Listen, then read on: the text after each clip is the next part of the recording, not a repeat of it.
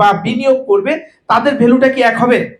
কখনই এক হবে না। এর কারণ হলো যারা 1977, 78 বা 80 সালের মধ্যে বা 85 পর্যন্ত জমি ক্রয় করছে তারা অনেক কম দামে কিনছে, কিন্তু অগুছালো একটা শহর কিনছে। তারা গুছানো শহর কিনে নাই, কিন্তু বর্তমানে গুছানো শহর কিন্তু দাম অনেক হাতের নাগালের বাইরে। পাশাপাশি আপনি যদি চিন্তা করেন মালিবাগ রোড 1980 সাল, যেখানে ঢাকার যে মালিবাগটা, এখানে মালিরা ফুল চাষ করত, সেই তাদের মালিরা ফুল চাষ করত, তাদের নামকরণ অনুযায়ী নাম হয়েছে মালিবাগ।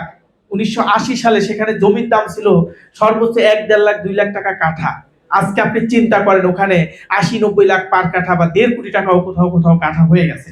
আপনি চিন্তা করেন এখানে কত বছর ভাই, মাত্র 40 বছর অথবা 45 বছর হবে। কিন্তু আপনি আমি অনেক আমাদের এখানে অনেক মানুষ আসে, কাস্টমার আসে, তারা 20 বছর 30 বছর ধরে ঢাকায় আসে, 40 বছর ধরে ঢাকায় আছে, কিন্তু তাদের সামনে থেকে ডেভেলপ হয়েছে, কিন্তু তখন তারা কিনে নেয়। কিন্তু এখন তো সবার পছন্দ হয়, কিন্তু কেনার সামর্থ্য কি সবার আছে? নাই। পাশাপাশি আপনি যদি চিন্তা করেন 1985 সন জাতীয় সংসদ ভবন এলাকায় কি ছিল, যেখানে আপনার শুধুমাত্র ধান চাষ হইতো, আর এখন এই জাতীয় সংসদ এলাকায় যদি আপনি যেতেও চান তাও সংরক্ষিত এলাকা, যাওয়া যাবে না, কারণ এইখানে একটা রেস্ট্রিক্টেড এরিয়া হয়ে গেছে। পাশাপাশি আপনি 1970 সালের কথা যদি চিন্তা করেন, কত সুন্দর একটা গুছালো শহর মতিঝিল, কিন্তু বড় বড় ভবন ছিল না। এখন কিন্তু অনেক সুন্দর সুন্দর ভবন হয়ে গেছে। আর মতিঝিল, কাকরাইল, শান্তিনগরের জমি কেনা তো এটা মানে অবাস্তব একটা কথা। ইন্ডাস্ট্রিয়াল ছাড়া এটা সম্ভব না, বা ব্যাংক কোম্পানি ছাড়া এটা সম্ভব না। হয়তো আপনি আমি একটা চিন্তা করতে পারি একটা ফ্ল্যাটে তাও 2-2.5 কোটি টাকা লাগবে। তাহলে আপনি চিন্তা করেন যারা 1980, 90, 95 বা 2000 সালের দিকে এই শান্তিনগর এলাকায় জমি কিনছে, তারা আজকে কি গর্বিত একজন বাড়িওয়ালা হয়ে গেছে না? তারা ওই সময় ছিল অগুছালো শহর, এখন কিন্তু গুছানো শহর। পাশাপাশি নবাবপুর এলাকা আপনি দেখেন একটা অগুছালো শহর ছিল, সেই নবাবপুর এলাকাও বর্তমানে আপনি 100 স্কয়ার ফিটের একটা দোকান কিনতে গেলে আপনার কোটি টাকার উপরে লাগতেছে। একমাত্র ওইখানে বেচা বিক্রি বেশি হচ্ছে, একটা ঘনবসতি মানুষ বসবাস করতেছে, এই কারণে জমির দাম বেড়ে গেছে। কারণ যেই এলাকায় জমির দাম বেড়ে গেছে ওইখানে বিনিয়োগ করলে আপনার প্রফিটটা ওই মানের আসবে না। আনডেভেলপমেন্ট এরিয়ায় বিনিয়োগ করলে আপনার প্রফিটটা বেশি আসবে। পাশাপাশি আমরা যদি চিন্তা করি, আমরা একটু টাকা নিয়ে যদি চিন্তা করি, মনে রাখবেন টাকা থাকলেই ভবিষ্যৎ থাকে না, সঠিক বিনিয়োগ থাকলেই ভবিষ্যৎ তৈরি হয়। আজকে আপনার কাছে টাকা আছে, এটা হয়তো এফডিআর করলেন 10 লাখ টাকা, 5 বছর পরে আপনি 7 লাখ পাইলেন, 12 লাখ 13 লাখ টাকা পাইলেন, কিন্তু ওইটার মুদ্রাস্ফীতিতে ওইটার মূল্য চলে আসবে 8 লাখে। তার মানে টাকা এফডিআর করলেই লাভ হবে না, টাকা বিনিয়োগ করতে হবে।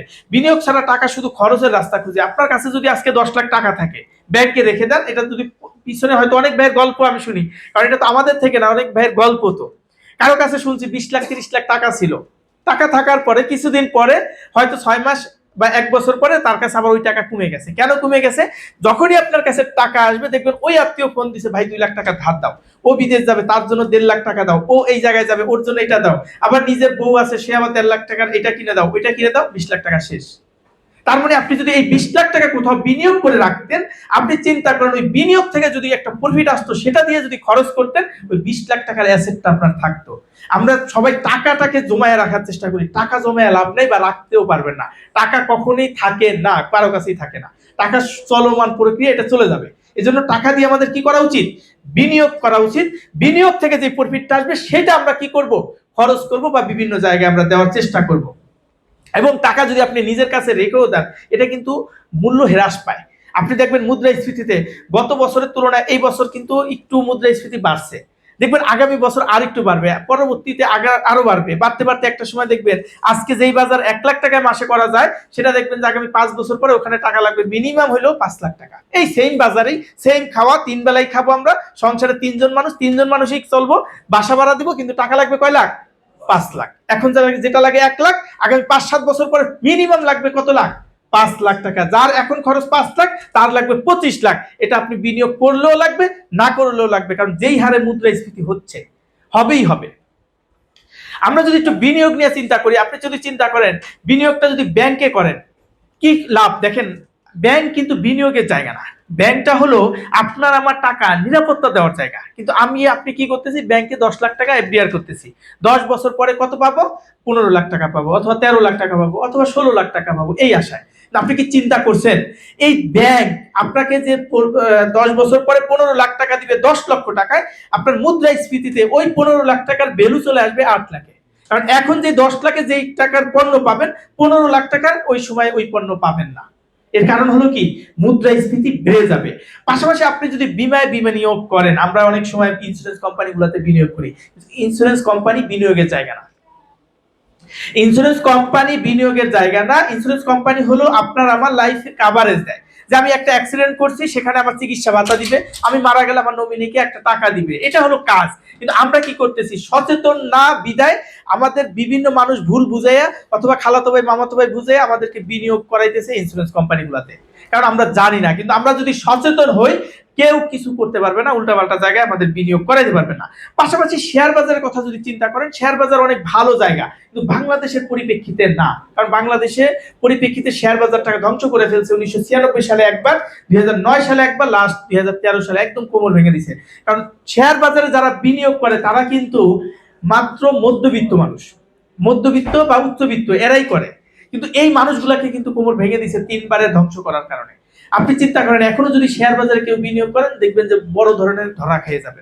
এর কারণ হলো শেয়ার বাজার এটা স্বাভাবিকভাবে বাড়ার কথা, কিন্তু বাড়ে না। বাড়ে কিভাবে? হঠাৎ করে 100 টাকার শেয়ার হয়ে যায় 200 টাকা, 300 টাকা, এরপরে চলে আসে 5 টাকায়। তার মানে আপনি কি পরিমাণ ধরা খাচ্ছেন? হঠাৎ আপনি 50 কোটি টাকার শেয়ার আছে, এই কিছুদিন পরে চলে আসছে 1 কোটি টাকায়, 1.5 কোটি টাকায়। তার মানে আবার শেয়ার বাজার আবার কি দেয়? লোন দেয়। তার মানে আবার মাইনাস কত কোটি টাকায় চলে যাচ্ছে মানুষ। তার মানে আপনি চিন্তা করেন, বিনিয়োগ যেখানেই করবেন বুঝে শুনে করতে হবে। এখন আসুন আমরা, আপনার কাছে আজকে 1 কোটি টাকা আছে, ধরে নেন 1 কোটি টাকা আছে, অথবা 10 বছরে আপনি 1 কোটি টাকা জমাবেন, এরকম একটা স্বপ্ন থাকতে পারে। আপনি আসুন দেখি 10 বছর পরে এই 1 কোটি টাকার ভ্যালুটা কেমন হবে। আমরা যদি একটু আলোচনা করি, 10 বছরে 1 কোটি টাকার মান হবে 50 লক্ষ টাকা। আজকে যদি আপনি একটা ব্যাংকে এফডিআর করেন 1 কোটি টাকা, ওই যদি 1.5 কোটি টাকাও আপনাকে দেয়, 1.5 কোটি টাকার ওই সময় 10 বছর পরে মূল্য হবে কত? 75 লাখ, নাকি স্যার? কেন? 1 কোটি টাকা যদি 50 লাখ হয়, 1.5 কোটি টাকা 75 লাখ হবে। এটা আপনি লিখে রাখেন। আপনার কাছে যদি 1 কোটি টাকা থাকে, সেক্ষেত্রে 10 বছর পরে এটার ভ্যালু আসবে কত? 50 লাখে। গত 10 বছর আগে যেই বাজারগুলো যেভাবে পাওয়া যেত, যেই জমি যেখানে পাওয়া যেত, যেই ফ্ল্যাট যেই দামে পাওয়া যেত, এখন কি দ্বিগুণ হচ্ছে না স্যার? দ্বিগুণ হচ্ছে কিনা? হইতেছে। তো আগামী 10 বছর পরে আবার দ্বিগুণ হবে না? এটাই তো। তার মানে দ্বিগুণ হওয়া মানে আমার মুদ্রাস্ফীতি কি হয়ে যায়? বেড়ে যাচ্ছে। বেড়ে গেলে আমাদের টাকার মানটা কমে যাচ্ছে। এরপর আপনি চিন্তা করেন, 1 কোটি টাকা আপনি 15 বছরের বিনিয়োগে রাখবেন, সেখানে 15 বছর পরে 1 কোটি টাকার ভ্যালু আসবে কত? 36 লাখ টাকায়। পাশাপাশি 20 বছর পরে 1 কোটি টাকার ভ্যালু আসবে 25 লক্ষ, 30 বছর পরে 1 কোটি টাকার ভ্যালু আসবে 10 লক্ষ টাকা। আপনি চিন্তা করেন, ভবিষ্যতে টাকার মূল্য কমবেই, টাকার যে মূল্যটা এটা কমবেই। এটা আপনি যদি বিনিয়োগ করেন তাও কমবে, বিনিয়োগ না করলেও কমবে। তাই শুধু টাকা জমিয়ে রাখলেই হবে না, টাকার মান ঠিক রাখতে জমিতে বিনিয়োগ করতে হবে। কারণ আপনি যদি 10 বছর আগে যদি কোথাও একটা ল্যান্ড কিনে থাকেন, ধরে নেন 10 বছর আগে আপনি একটা জায়গা থেকে 10 লাখ টাকার ল্যান্ড কিনছেন, জমি কিনছেন। আজকে স্যার ওই 10 লাখ টাকার জমি আজকে মিনিমাম 50 লাখ টাকা, মিনিমাম 1 কোটি টাকা, কোথাও কোথাও 2 কোটি টাকা হয়ে গেছে আপনার জমির কারণে। কিন্তু আপনি যদি 10 কোটি টাকা 10 বছর আগে ব্যাংকে রাখতেন, আজকে ওই টাকায় আপনি পাইছেন হয়তো 15 লাখ বা 18 লাখ বা 16 লাখ, কিন্তু এটার ভ্যালু চলে আসছে কত? 7-8 লাখে। তার মানে বিনিয়োগটা সঠিক জায়গা দেখে জমিতে বিনিয়োগ করতে হবে, যদি আপনার মুদ্রাস্ফীতি ঠেকাইতে হয়। পাশাপাশি আপনি চিন্তা করেন, সরকার চায় সামগ্রিক উন্নয়ন। প্রথমে ধানমন্ডিটাকে ডেভেলপ করলো, গুলশান, মিরপুর, পূর্বাচল, উত্তরা, এগুলাকে ডেভেলপ করার পরে বর্তমানে মাওয়া রোডে গভর্নমেন্ট ফোকাস দিছে। কারণটা কি? মাওয়া রোডটাকে গভর্নমেন্ট ফোকাস দেওয়ার অন্যতম কারণ, ঢাকায় আর জমি নাই।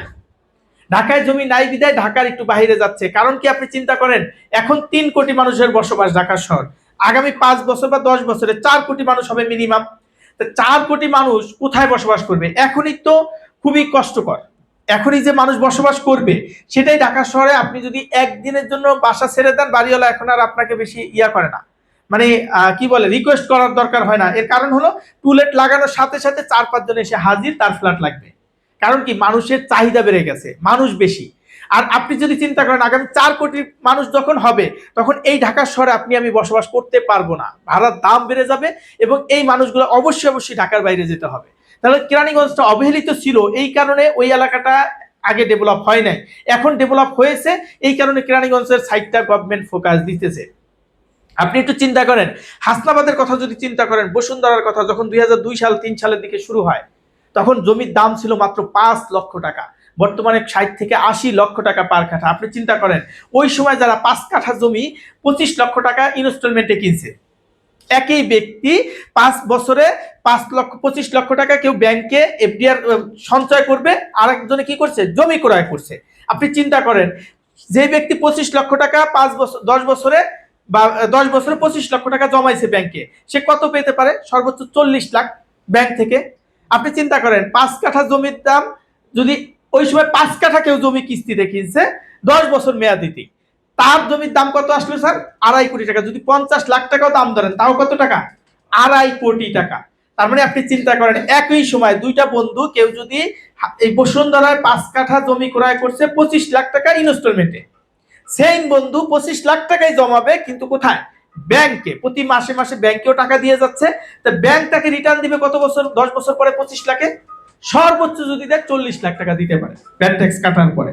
তার মানে আপনি চিন্তা করেন, একই বন্ধু একই টাকা প্রতি মাসে দিয়ে যাচ্ছে, কিন্তু 10 বছর পরে একজনের ভ্যালু হলো প্রায় 3 কোটি টাকা, যদি 60 লাখ টাকা মূল্য হয় 3 কোটি টাকা 25 লাখ টাকার, আর একজনের ভ্যালু হলো মাত্র 40 লাখ টাকা। আপনি চিন্তা করতেছেন বিনিয়োগটা কোথায় করা উচিত? আপনি অনেক জায়গায় দেখবেন 10 জন 20 জনে মিলে 5 কাঠা 10 কাঠা জমি কিনছে, তারা আজকে কোটিপতি হয়ে গেছে। কিন্তু অনেকে ব্যাংকে সঞ্চয় করতে করতে এফডিআর করতে করতে তারা কখনো একটা ফ্ল্যাটেরও চিন্তা করতে পারে না। কারণ 10 বছর টাকা বেশি পাচ্ছে, কিন্তু টাকা অনুযায়ী তো কি পাবে না, সম্পদ পাওয়া যাচ্ছে না। আমরা যদি মাওয়া রোডের কথা চিন্তা করি, সেক্ষেত্রে কি কি আছে আপনি